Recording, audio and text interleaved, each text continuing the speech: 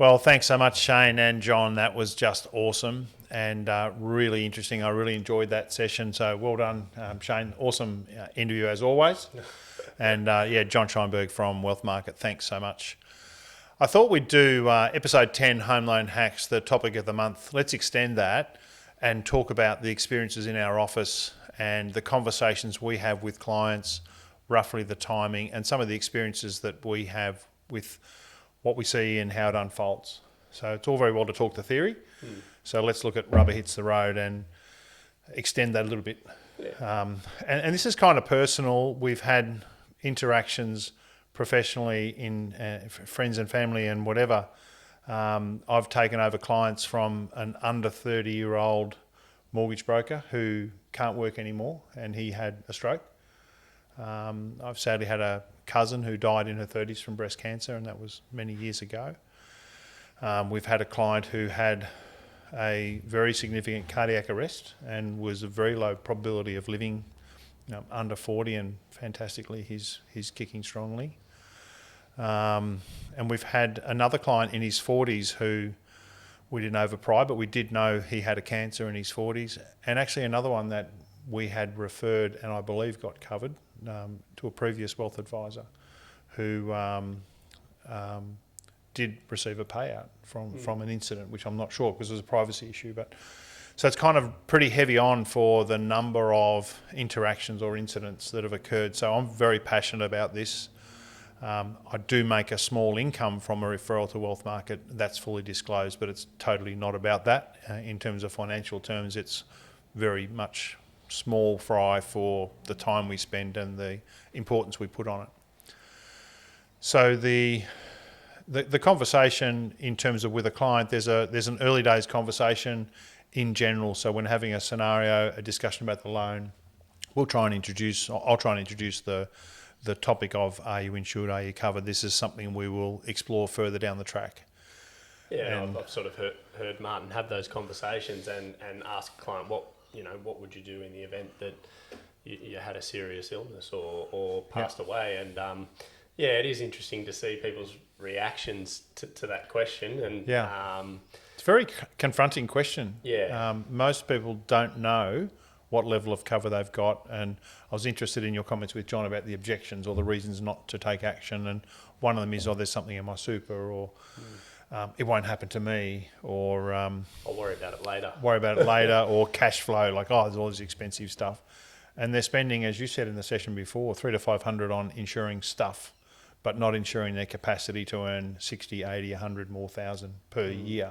Yeah. The one I think is a bit of a clincher when I say to a client, even a single young person, is your plan B to just go and live with mum and have her look after you and sell your property and have no income? Is that your plan? That's kind of confronting because the single young person feels bulletproof. The young couple is kind of bulletproof. I guess also I feel duty of care to extend the conversation to say, well, we're doing this for you, John and Jenny, this property. Either of you couldn't qualify for this loan. So separately, one income, carer, medical expenses, the scenario is very ugly. It's a pretty uncomfortable conversation, but I'm good with it. It's kind of like having a big brother around all the time, isn't it? Yeah. Interested in that one John was talking about, in super, out of super.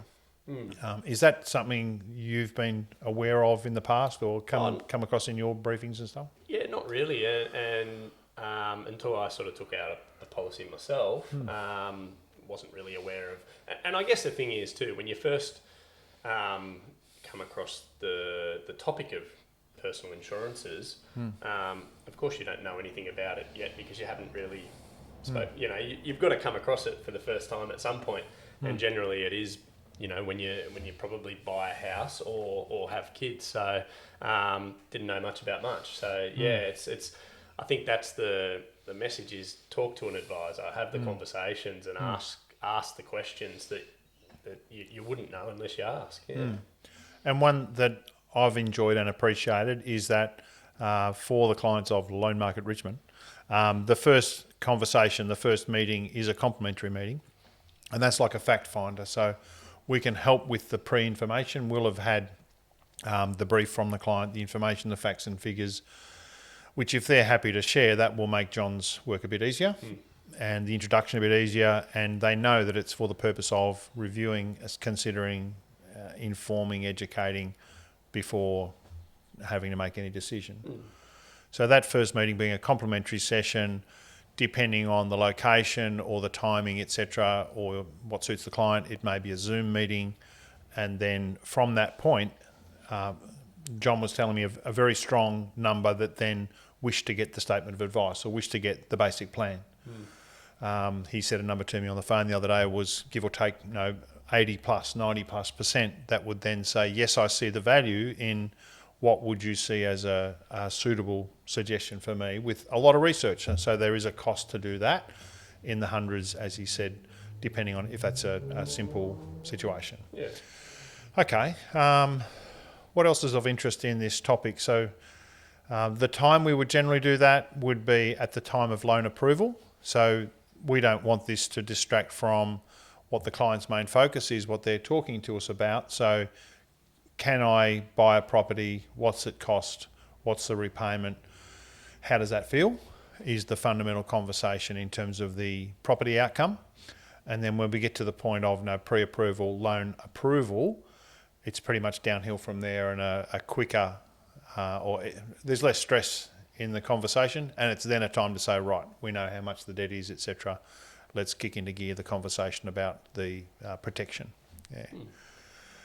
All right. I think from the office point, in general, how do you feel clients respond to that conversation? And what's your thought? I find it really interesting. Some people straight away say, I really need to sort that out. Whereas others sort of, no thanks. It's a real mixed bag of the people's approach to it. And but I think we can feel good about the fact that we bring it up and make people aware that it is important to consider, and for those that are willing to, that they get educated. Yeah, no, it is a good feeling to give it a good crack, and we need to stay on point ourselves to keep those conversations going. And it's perhaps a bit tough when I ask, do you love your partner? Yeah. Maybe is that over the line? I've seen Martin ask that question. He's not. Is that over the line? Yeah. So, but it does come down to that. Would you want to see insert name protected if something happened to you? Yeah. Of course they would. So, all right. I'm really happy with this. I was stoked with that session with John. Well done again. And thank you again, John, from Wealth Market. Pleasure to work with you. And that's it for the end of Home Loan Hacks edition 10. We've made it to 10 editions. We're getting through 10 on a high, talking finance, risk, etc.